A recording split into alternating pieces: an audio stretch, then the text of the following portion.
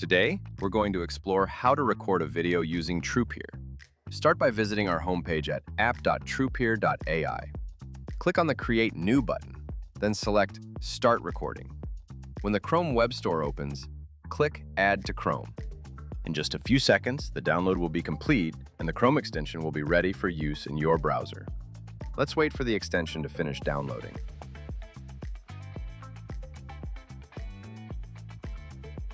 After the extension is downloaded, click on it. Here you'll find an option to select the microphone. Additionally, there's a toggle option for the toolbar.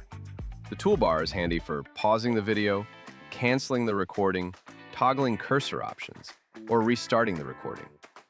The best part is, you can choose your preferred input language for comfort. We support over 20 languages. Once your desired input language is selected, click Start Recording. Allow the Trupeer AI extension to access your screen. You can then decide if you want to share a specific tab, a window, or the entire screen. Let's go ahead and share the Chrome tab here. In 3, 2, 1. You're ready to start recording a Trupeer video. Now click on Stop Sharing to stop the video recording. Congratulations on your first Trupeer video.